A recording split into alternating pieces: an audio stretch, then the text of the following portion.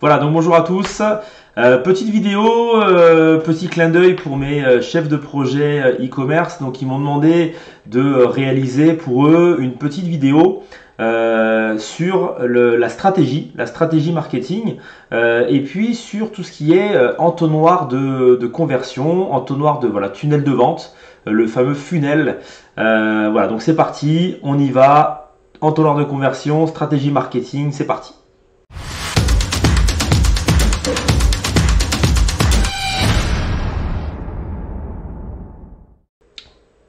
Donc c'est parti pour cette vidéo stratégie. Voilà. Alors la stratégie c'est tellement vaste que ça peut pas se résumer sur évidemment sur une seule vidéo en quelques minutes. Voilà. Mais moi je vais essayer à mon niveau, voilà, par rapport à comment moi je fonctionne, voilà, de vous expliquer comment je vois l'entonnoir de conversion, l'entonnoir de vente et comment la stratégie peut éventuellement rentrer en compte.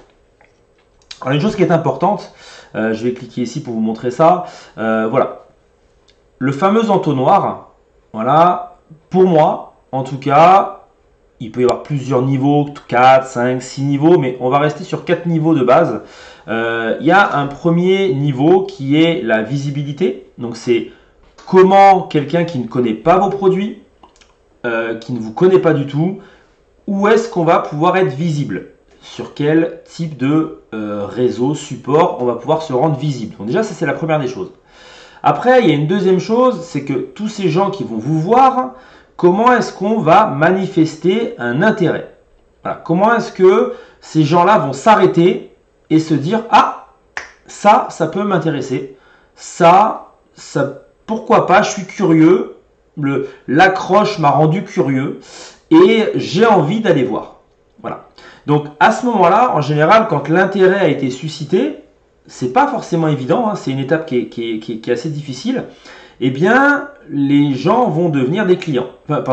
Des clients, des visiteurs. Ouais, j'ai déjà sauté toutes les étapes, moi. Les gens vont devenir des visiteurs.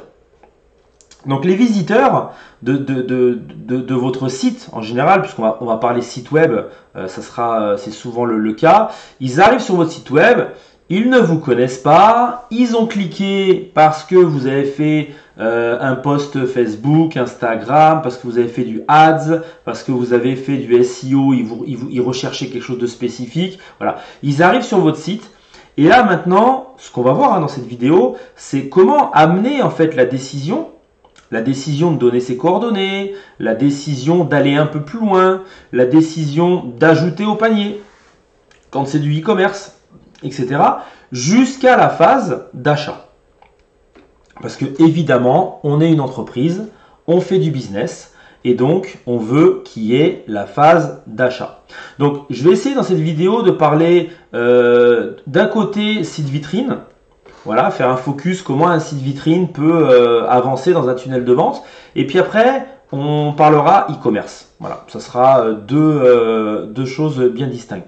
Alors pour ça, moi, j'ai préparé une petite mind map, voilà, que je vais vous montrer. Et dans cette mind map, on va la construire ensemble. Donc, le fameux tunnel de vente, hein, cet entonnoir. Alors, en français, on dit tunnel de vente, mais c'est un peu erroné. Hein. À la base, c'est un funnel. C'est le funnel en anglais, c'est entonnoir. D'accord? C'est pas un tunnel. C'est un entonnoir dans lequel on veut faire descendre les gens jusqu'à la conversion. D'accord?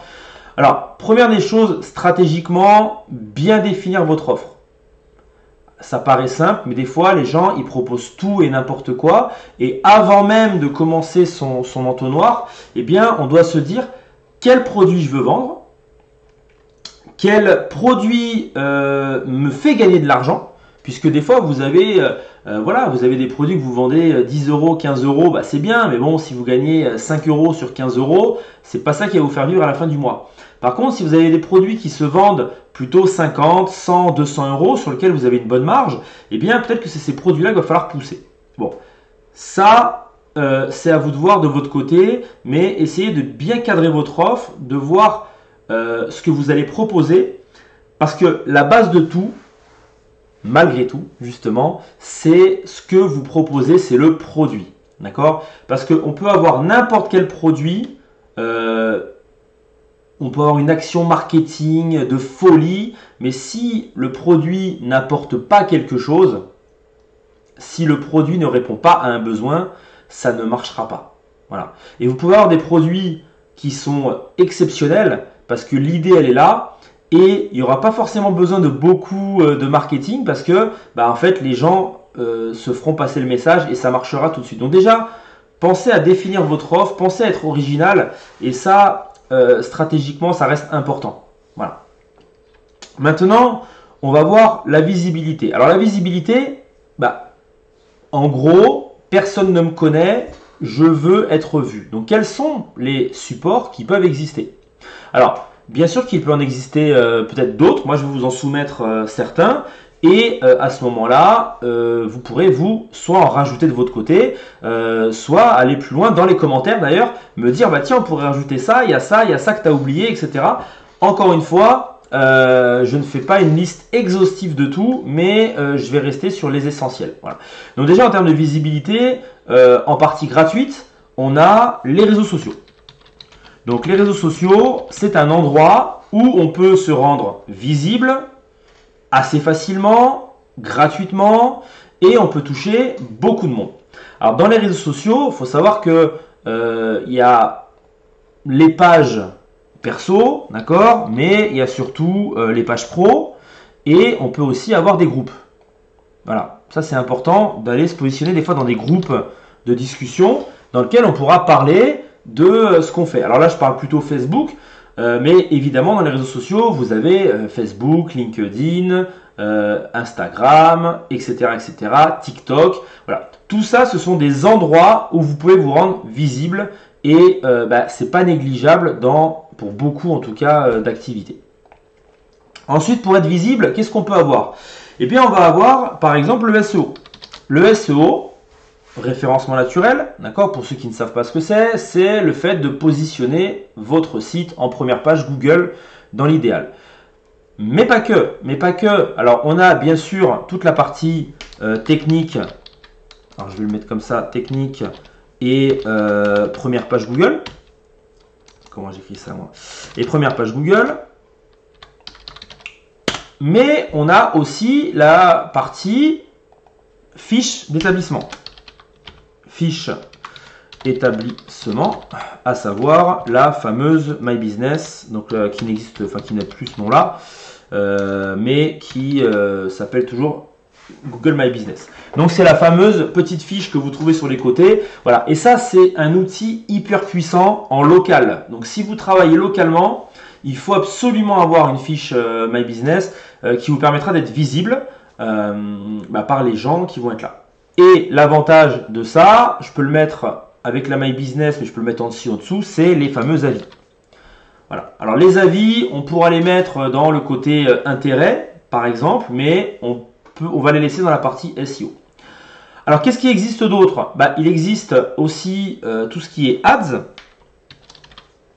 Alors ads, on a la possibilité de faire du ads avec le plus connu qui est Google Ads. D'accord? Donc là, il y a des campagnes qui peuvent exister sous différents niveaux, le search, le display, les campagnes vidéo, les campagnes shopping, les campagnes performance max aujourd'hui.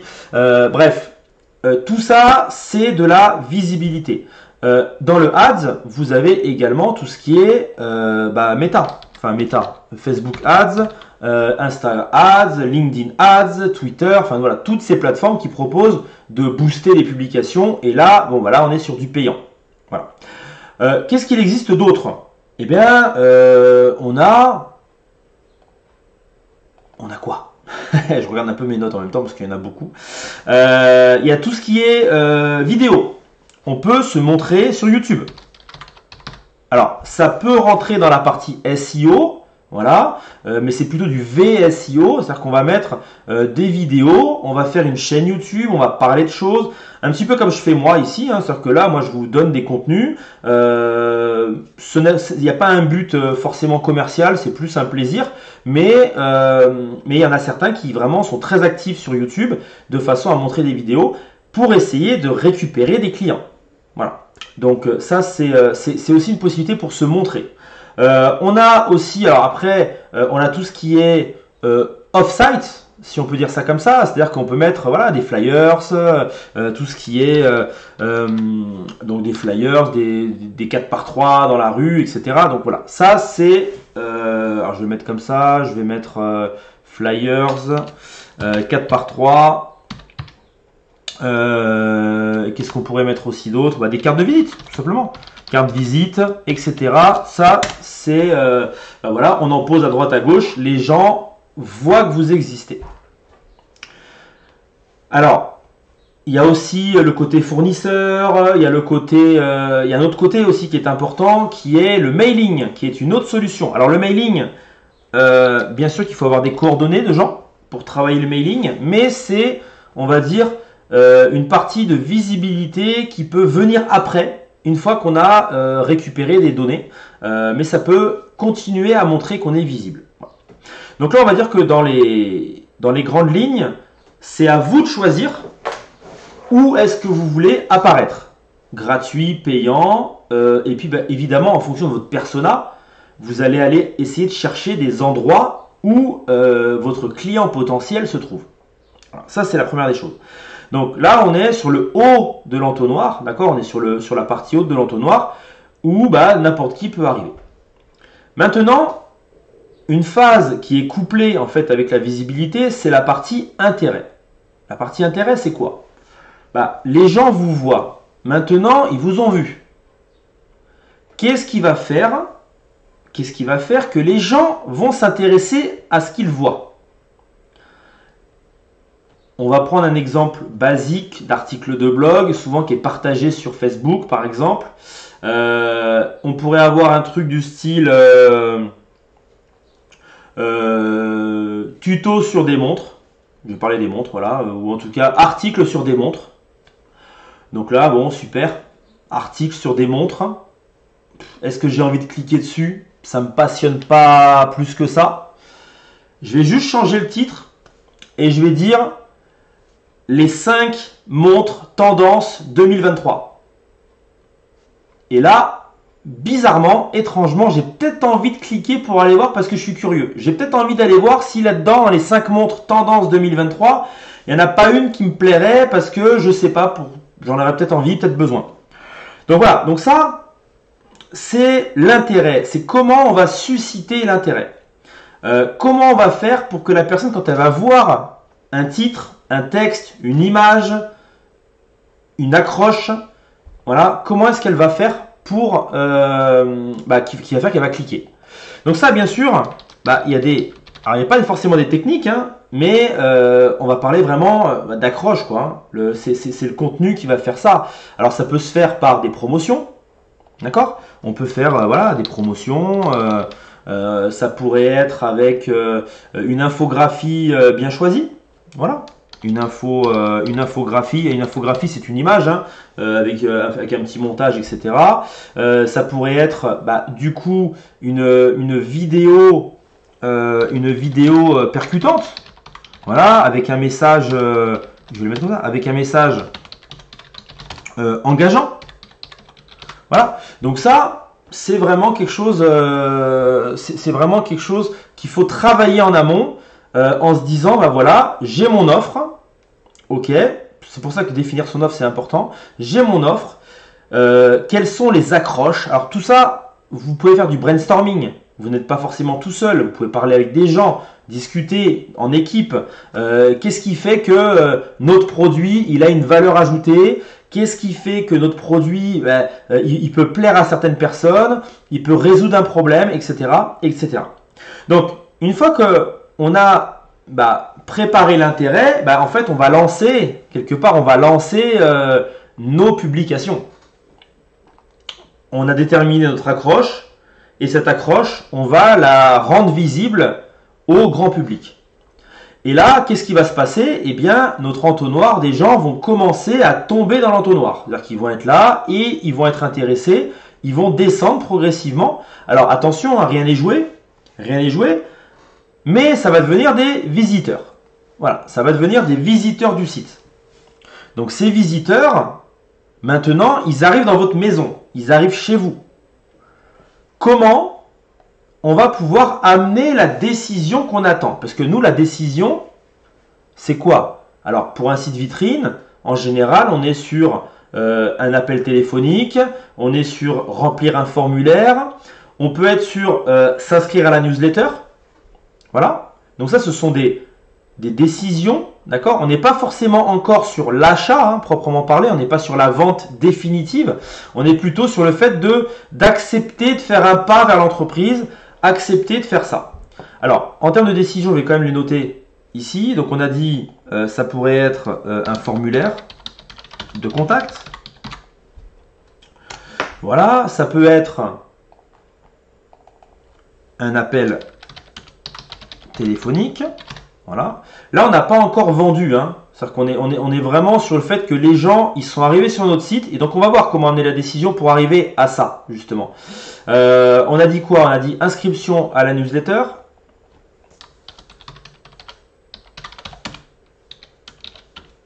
Je vais mettre NL hein, à la newsletter. On va écrire un petit peu mieux ici. Tac, tac, tac. Voilà. Inscription à la newsletter. Très bien. Et évidemment, ça c'est pour la partie, on va dire, site vitrine. Quand on est un site e-commerce, nous, ce qui nous intéresse directement, en fait, ça va être l'achat, quoi. Voilà. Ça aussi. Alors, sujet flottant, non. Tac. Faut juste que je freine ça, que je fasse une relation de lui avec lui. Hop. Voilà. Et que je déplace mes onglets de l'autre côté. Voilà, voilà. Donc, bon, c'est une vidéo qui risque d'être un peu longue. Hein. Je ne vous fais pas un montage façon expert, etc.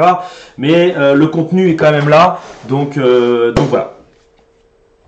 Alors, maintenant, qu'est-ce qu'il va faire? Quels sont les éléments quand les gens vont arriver sur notre site qui vont faire que ils vont être rassurés, qui vont faire que le produit peut les intéresser. Alors déjà, quand les visiteurs arrivent, c'est toujours bien de les envoyer sur la bonne page.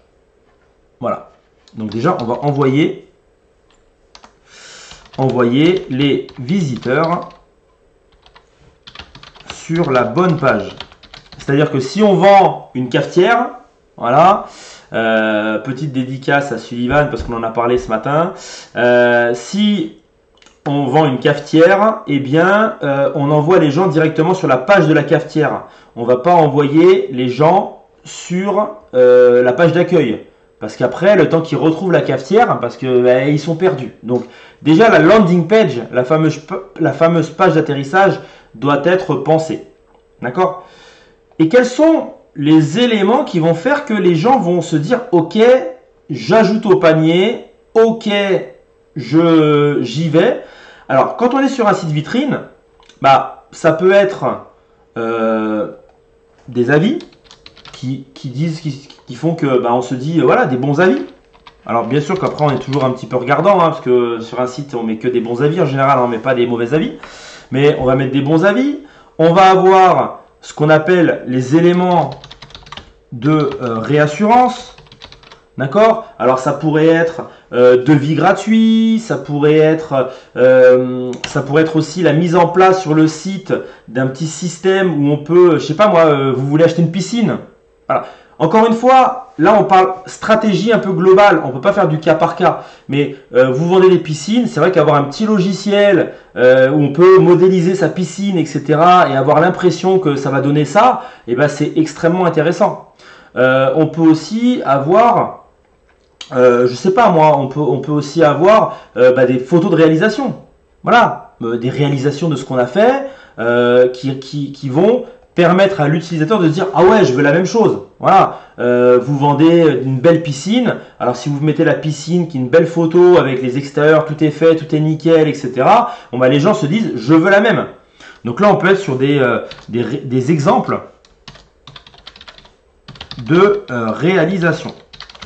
Mais pour aller, on va dire encore plus loin, on peut, alors ça se fait, des fois ça se fait pas, on peut mettre une pop-up.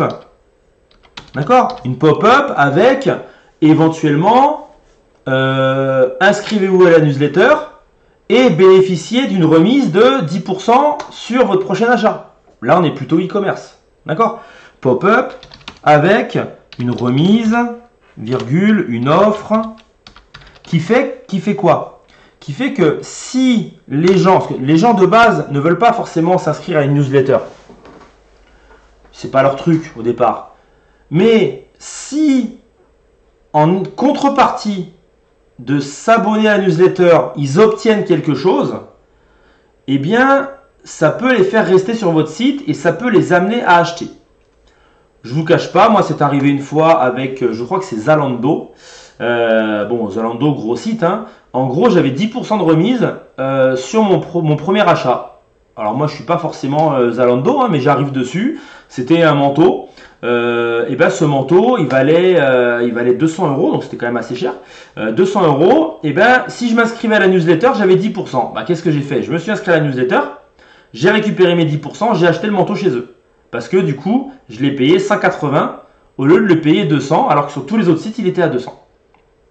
Qu'est-ce que ça a permis stratégiquement? Bah, déjà, ils ont fait une vente. Alors certes, la marge est moins bonne, mais ils ont fait une vente. Derrière, qu'est-ce qui s'est passé? Ils ont récupéré mes données, parce que peut-être que je n'aurais pas acheté chez eux, donc je ne me serais pas identifié chez eux, ils n'auraient pas mon mail. Aujourd'hui, ils ont mon mail, et ça permet de me renvoyer des emails, d'accord?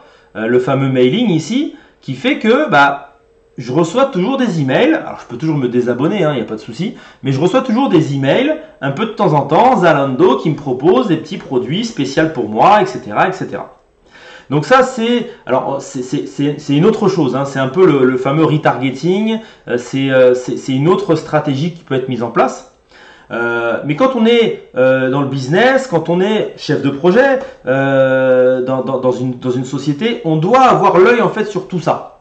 On doit se dire, voilà, je prépare mon petit truc et puis voilà comment ça va se passer, voilà comment je vais y aller. Alors, qu'est-ce que je me suis marqué? Alors, bien sûr, quand on est sur votre sur votre site, bah voilà, les pop-up ça marche bien, ça il n'y a pas de souci. Après derrière, bah, il faut des messages d'accroche, il faut montrer peut-être une petite vidéo de votre produit qui le met en situation. Voilà, ça ce sont des choses, tout ça, ce sont des choses qui peuvent amener la décision. Voilà, donc là c'est la question qu'on se pose. Comment faire pour décider les gens? Pourquoi? Parce que sur Internet, c'est pas comme en boutique. En boutique, le vendeur, un petit sourire, hop, il va regarder la réaction des gens, il va lui poser 2-3 questions. S'il est bon, il va finir par décider la personne. Sur Internet, bah, la personne elle est devant son écran, elle est toute seule, il n'y a personne qui lui parle. Donc, on peut ajouter également un petit chatbot, par exemple. Ça, c'est des choses qui sont possibles à mettre en place.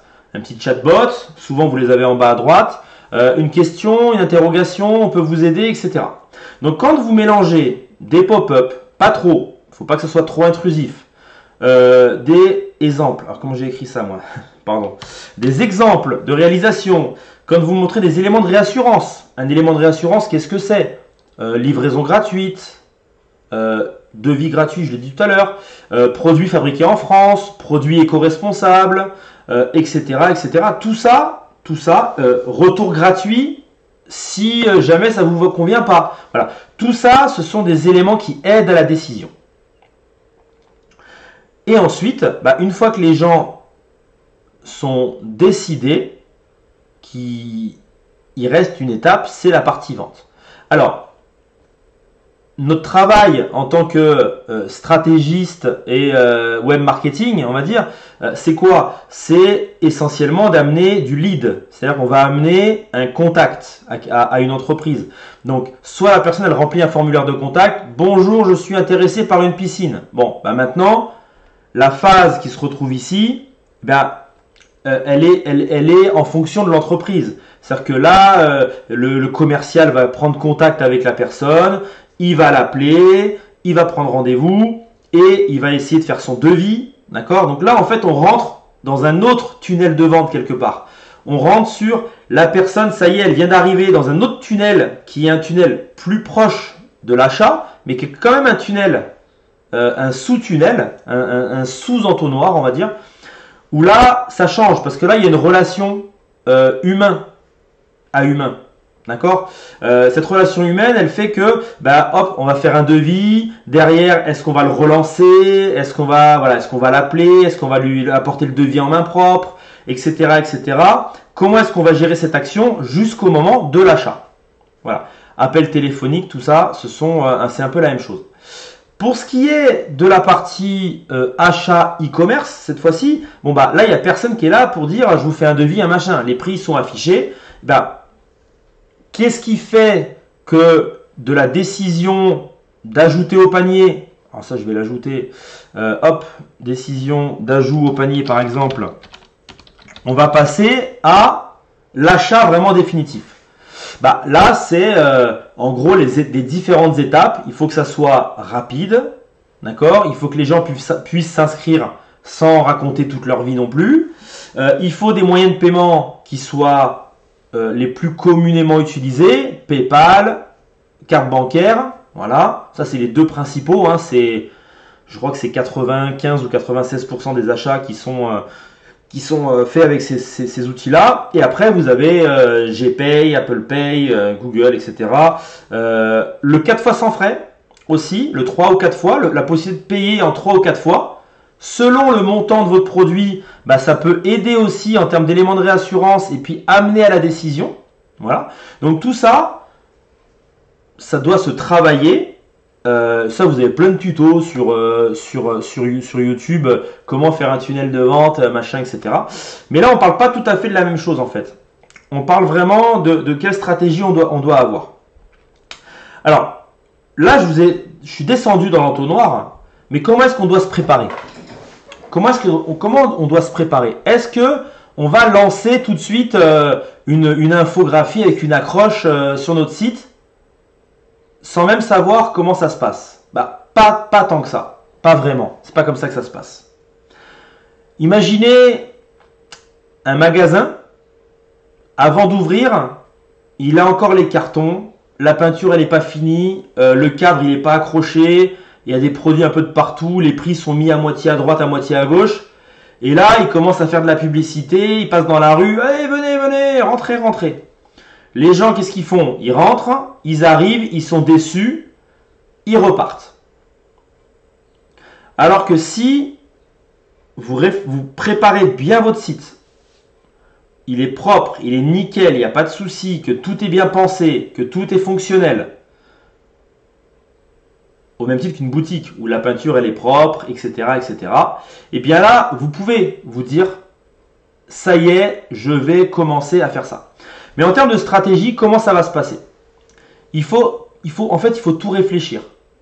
Parce que là, on pense à la personne qui vient, elle visite le site, elle décide d'acheter, elle achète. Bon, bah ça, c'est quelque chose d'idéal. D'accord? En termes de e-commerce, c'est 3%. Dans le meilleur des cas, c'est 3% des visiteurs qui achètent. Mais qu'est-ce qu'on fait des 97% qui restent? Qu'est-ce qu'on fait de ces gens qui n'ont pas acheté, qui sont quand même venus sur votre site mais qui n'ont pas acheté?